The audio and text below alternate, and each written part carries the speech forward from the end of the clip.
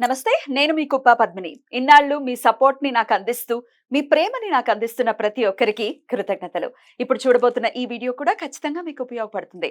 Like, share and subscribe చేసి మీ ఇష్టాన్ని, అలాగే మీ సపోర్ట్‌ని నాకందించండి. అలాగే ఈ వీడియో పట్ల మీ అభిప్రాయాన్ని కామెంట్ సెక్షన్‌లో కామెంట్ చేసి నాకు తెలియజేయండి. నమస్తే. నమస్తే. Welcome to our channel. నేను పద్మిని. ప్రస్తుతంతో పాటు ప్రముఖ ఆధ్యాత్మికవేత్త, నారీసేన ఫౌండర్, దత్త ఉపాసకురాలు శ్రీమతి లతా దత్త గారు మనతో పాటు ఉన్నారు. మాట్లాడదాం. నమస్తే అక్క.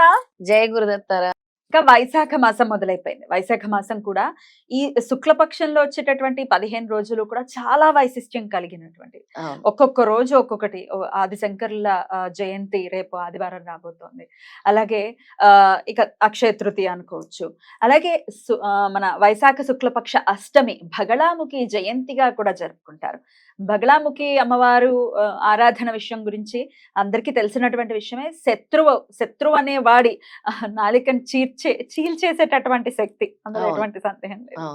అయితే అమ్మవారి ఆరాధన మరి ఎవరెవరు చేసుకోవచ్చు? బగళాముఖి అంటే మరి దశావతారాలను వస్తుంది, దశమహావిద్యలు కదా, పదవతారం. మరి దశమహావిద్యలు అంటేనే మరి రౌద్రం కదా, వాటి జోలికి వెళ్ళొచ్చా వెళ్ళకూడదా, శత్రువుల భయం చాలా ఎక్కువగా ఉంది, మరి మేము చేసుకోవచ్చు, అమ్మవారికి దండం పెట్టుకోవచ్చా, ఇట్లాంటి క్వశ్చన్స్ చాలా వస్తాయి అక్క. ఇప్పుడు సందర్భం కూడా కాబట్టి చెప్పండి, అమ్మవారి ఆరాధన చేయొచ్చా? చేయొచ్చు, ఖచ్చితంగా చేయొచ్చు. ఎందుకు అనంటే శ్రీపాదులు వారు ఏం చెప్పారంటే దశమహావిద్యల గురించి శ్రీవల్లభ చరితామృతంలో చాలా స్పష్టంగా చెప్పారు. అందులో ఎంత వివరంగా ఉందంటే శ్రీ మహావిష్ణువు కూడా బగళాముఖి ఆరాధన చేశారు. ఒకగానొక సందర్భంలో బ్రహ్మ కూడా బగళాముఖి ఆరాధన చేశారు. ఎవరు ముందు అనంటే ఈ సృష్టి మొత్తానికి అమ్మే ముందు అని చెప్పారు. ఎవరైనా పరమశివుడు గాని, శ్రీ మహావిష్ణువు కానీ, మూలం ఎవరు అంటే శక్తి. మరి ఆ శక్తి ఆరాధన చేయాలి కదా, దానికి ఏ పేరైనా పెట్టుకొని. ఇప్పుడు ఎందుకు ఈ శక్తి ఆరాధన చేస్తున్నారు అని అనేవాళ్ళు అంటారు. కానీ ఒక శక్తి ఆరాధనని చెయ్యొచ్చు. మనము చెయ్యొచ్చు అని అంటే దీన్ని మంత్ర పద్ధతిలో చేయాలి, తంత్ర పద్ధతిలో చేయాలి అని అంటే అది అందరికీ సాధ్యం కాదు. ఆ తంత్ర పద్ధతి అని దానికి ఎన్నో నియమ నిష్టలు ఉంటాయి కాబట్టి ఉపాసన చేయాల్సి ఉంటుంది. చాలా సాత్వికంగా మంత్ర పద్ధతిలో చేస్తేనే మంచిది. ఇప్పుడు మనము అమ్మవారి పుట్టినరోజు, ఇప్పుడు సరస్వతి అమ్మవారి పుట్టినరోజు ఎలా చేసుకుంటున్నాము, మహాలక్ష్మి జయంతి ఎలా చేసుకుంటున్నాము, అలాగే బగళాముఖి జయంతి ఈ అష్టమి నాడు వచ్చింది కాబట్టి చాలా విశేషమైనది. ఇప్పుడు నేను ఈ చేతికి వేసుకున్న గాజు బగళాముఖి దేవి దగ్గర తీసుకున్నది, పసుపు రంగుది. ఇదొక కంకణం. అయితే హిమాచల్ ప్రదేశ్ లో బగళాముఖి ఆలయం చాలా ప్రాముఖ్యత ఉంటుంది. పసుపు రంగు అంటే చాలా ప్రీతి. అందుకే పసుపు రంగు గాజులే కంకణాలు లాగిస్తారు. అలాగే పసుపు రంగు దారమే కడతారు. అక్కడ విశేషంగా పసుపుతోనే అమ్మవారిని ఆరాధన చేస్తారు. పసుపు ముఖ్యం అన్నమాట బగళాముఖి ఆరాధనకి. అందుకే ఎవరైతే అమ్మవారి అనుగ్రహం కావాలనుకుంటున్నారో, బగళాముఖి అమ్మవారి అనుగ్రహం, ఆ రోజు అమ్మవారికి పూజించి చక్కగా పసుపుతో గనక అమ్మని పూజించి అక్కడ ఆరాధన అష్టోత్తరం గాని, లేదా నేను ఇచ్చేటటువంటి మంత్రం ఏదైతే ఉందో దాంతో గనక అమ్మవారికి పసుపు సమర్పిస్తే చాలు, చాలా అంటే అమ్మవారి ఆశీస్సులు సంపూర్ణంగా లభిస్తాయి. అష్టమి నాడు మహావిష్ణువుని పూజించిన ఇష్టమే, లక్ష్మీ అమ్మవారిని పూజించినా కూడా ఇష్టమే. దత్తుడికి కూడా ఇష్టం, దత్తుడికి చాలా ఇష్టం. అందుకే శ్రీపాదుడు ఏం చెప్పారంటే మీరు ఎవరైనా సరే ఈ దశమహావిద్యల గురించి తెలియని వాళ్ళు ఎవరైనా సరే శ్రీపాదుడిని ఆరాధిస్తే దశమహావిద్యల్ని ఆరాధించినంత శక్తి ఫలితం వస్తుంది. ఇప్పుడు మాకు ఇవన్నీ రావు, బగళాముఖిది కూడా ఏది స్తోత్రం రాదంటే శ్రీపాదుడినే ఆరాధించండి. మీరు శ్రీపాదుడి స్తోత్రం చదువుకోండి. ఆ రోజు సిద్ధమంగళ స్తోత్రం చదువుకోండి. శ్రీపాదరాజ్య అష్టకం ఇస్తాను. ఇప్పుడు శ్రీపాదుడు అష్టకం చదువుకోండి. ఆ రోజు అష్టమి కాబట్టి అష్టకం ఇస్తాను. అష్టకం చదివి చెప్తాను, అష్టకం చదువుకోండి. బగళాముఖి దేవిది గాయత్రి ఇస్తాను, బగళాముఖి గాయత్రి, అది సేఫ్ మంత్రం, ఎవరైనా చదువుకోవచ్చు. పసుపుతో ఆరాధన చేయండి, చక్కగా ఆ రోజు చక్కటి ఫలితం వస్తుంది. ఈ శత్రువులపై విజయం కూడా ఖచ్చితంగా సాధించేటటువంటి పరిస్థితి ఉంటుందా? తప్పకుండా. బగళాముఖి అమ్మవారి దగ్గర ఎవరైతే మీ శత్రువులు ఉన్నారో, ఎవరైతే మిమ్మల్ని ఇబ్బంది పెడుతున్నారో వాళ్ళ గురించి తలుచుకొని ఇప్పుడు ఈ స్తోత్రం పట్టించుకొని మీరు ఆరాధన చేయండి. తప్పకుండా అమ్మవారు మిమ్మల్ని ఆ సమస్య నుంచి బయట వేస్తారు. శత్రు నివారణ జరుగుతుంది. శత్రు నివారణ అంటే శత్రుత్వం మనిషి పోవడం కాదు కదక. మనిషి పోవటం ఏమీ కాదు. ఇప్పుడు ఒకప్పుడులాగా రాక్షసులు దేవతలు యుద్ధాలు కాదు కదరా. ఇప్పుడు ఏముంది, ఒకరితో ఒకరికి మనస్పర్ధలు, చిన్న చిన్న విషయాలు మాట్లాడకపోవటము, లేదా వాళ్ళు పన్నాగాలు పన్నటము, లేదా వీళ్ళకి ఉద్యోగం రాకుండా చేయటం, లేదా వీళ్ళ మీద చెడుగా మాట్లాడటము, వీళ్ళ గురించి చెడు ప్రచారాలు చేయటము, వెనక మాట్లాడుకోవటాలు, ఇవన్నీ ఇప్పుడు శత్రువులంటే ఇవే. ఇంతకు మించి ఏముంటుంది? కొంతమంది ఏంటి అని అంటే ఆ పని జరగకూడదు అని కోరుకుంటారు. అంటే ఎవరైతే ఎక్కువ నెగటివ్ గా ఈవిలైజ్ అంటాం కదా, ఆ ఈవిలైజ్ నుంచి కూడా బయటపడొచ్చు బగలాముఖి దేవి ఆరాధన. అద్భుతం అద్భుతం. మరి ఎట్లా అక్క? ఫస్ట్ అష్టకం ఒకసారి చదివి వినిపిస్తారా? తప్పకుండా. హ. వేదాంత వేద్యం వరయోగి రూపం జగత్ ప్రకాశం సురలోక పూజ్యం ఇష్టార్థ సిద్ధిం కరుణాకరేశం శ్రీపాదరాజం శరణం ప్రపద్యే.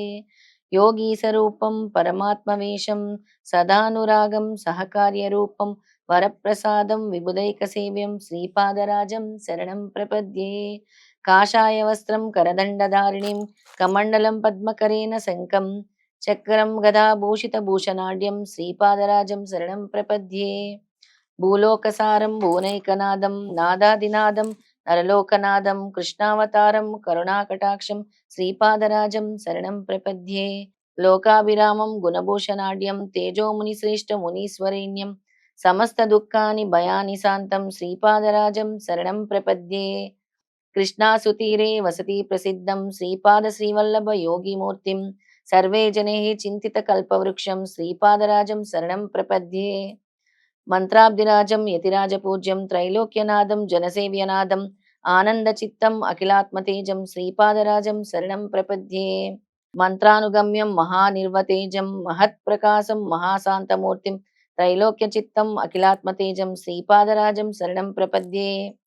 శ్రీపాదాష్టకమిదం పుణ్యం ప్రాతుర్దాయ పఠేత్ కోటి జన్మాకృతం పాపం స్మరేణ వినశ్యతి. ఎంత బాగుందో అష్టకం, చాలా ప్రశాంతంగా అనిపించింది అక్క. చాలా ప్రశాంతంగా. ఇప్పుడు చాలా మన బాగుంది. సిద్ధమంగళ స్తోత్రం చేస్తే ఎటువంటి ఫలితమో ఈ శ్రీపాదరాజాష్టకము అంటే ఇందులోనే ఉంది. నేను మీ చింతల్ని తీరుస్తాను, నేను మీకు ఆనందాన్ని ఇస్తాను, అసలు కోటి జన్మ కృతం పాపం. కోటి జన్మ కృతం పాపాన్ని తొలగిస్తుంది. అష్టమి రోజే, అందుకే అష్టమి రోజు శ్రీపాదరాజాష్టకము నేను తప్పకుండా డిస్ప్లేలో వేయపద్మిని తప్పకుండా అందరి కోసం స్క్రోల్ చేస్తాను ఇది. స్క్రోల్ చేస్తే అందరికి కూడా ఇది మనం కంఠోపాఠంగా సిద్ధమంగళ స్తోత్రం ఎలా వచ్చిందో దీన్ని కూడా అలా నేర్పించాలని ఒక సంకల్పం పెట్టి తప్పకుండా తప్పకుండా మనది పూచి. మనది పూచి అంత చక్కగా ఉంటుంది, హాయిగా ఉంటుంది అసలు. అద్భుతం. ఎన్నిసార్లు చదువుకోమంటారు దీన్ని? దీన్ని ఒక 3 సార్లు చదువుకుంటే సరిపోతుంది. 3 Right. సార్లు.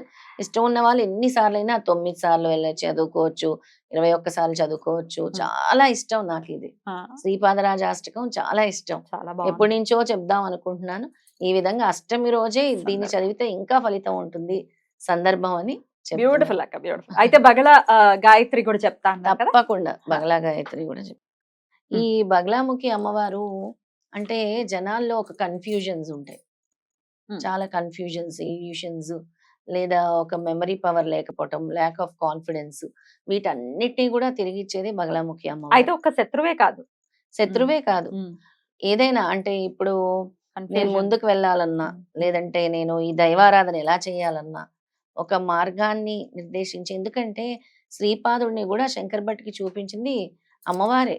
అమ్మవారి కల్లోకి వచ్చి అక్కడ నువ్వు కురపురం వెళ్తేనే నీకు శ్రీపాదుల వారు కనబడతారు, అప్పుడు ఈ జన్మ నీకు ఇది ఇలా రాసి పెట్టుంది అని తెలియజేశారు. అలా అమ్మవారు నిర్దేశిస్తారు. మనం ఎప్పుడైనా ఒకరి దగ్గరికి వెళ్ళాలి, సద్గురు సాంగత్యం చేయాలన్నా కూడా అమ్మవారు సూచిస్తూ ఉంటారు. మనలో ఉండే ఏవైనా ఇల్యూషన్స్ ఉన్నా, కన్ఫ్యూజన్స్ ఉన్నా, మెమరీలో కాన్ఫిడెన్స్ లేకపోయినా, ల్యాక్ ఆఫ్ మెమరీ అయినా, వాటన్నిటిని తిరిగి ఇచ్చేది బగలాముఖి అమ్మవారి అన్నమాట. అలాగే మనకు వచ్చేటటువంటి ట్రబుల్స్ ని దూరం చేయగలిగేది కూడా బగలాముఖి అమ్మవారి. అమ్మవారి స్తోత్రం చెప్తున్నాను. ఓం బగలాముఖి చ విద్మహే స్తంభిన్యే చ ధీమహి తన్నో బగల ప్రచోదయాత్. గాయత్రి గాయత్రి ఎన్నిసార్లు చేయమంటారు? ఇది మీరు 108 టైమ్స్ చేసుకుంటే మంచిది. ఆ రోజు జయంతి కాబట్టి, జయంతి కాబట్టి. అద్భుతం అక్క. రోజు బగలాముఖి చదువుకోం కాబట్టి ఆ రోజు 108 టైమ్స్ చేసుకుంటే మంచిది. ఖచ్చితంగా అమ్మవారికి దండం పెట్టుకోవటం. ఒకవేళ ఫోటో లేదు అని అంటే లలితా త్రిపుర సుందరి ఫోటో లేని ఇల్లు ఇంచుమించు ఉండదు కదా. ఉండదు కదా అసలు. అమ్మవారిలోనే బగలాముఖి అమ్మవారిని కూడా ఉన్నారు అని ఖచ్చితంగా భావించి దండం పెట్టుకోవచ్చు కదా. ఖచ్చితంగా ఖచ్చితంగా అలా నమస్కారం చేసుకొని వాళ్ళు దండం పెట్టుకోవచ్చు. ఏం అవసరం లేదు అమ్మవారికి. మీరు పసుపు సమర్పిస్తే చాలు, ఇంకా నైవేద్యం ధరించి పూజించండి. చాలా బ్యూటిఫుల్ గా ఎక్స్ప్లెయిన్ చేశారు అక్క. Thank you so very much. నమస్తే. జై గురుదత్.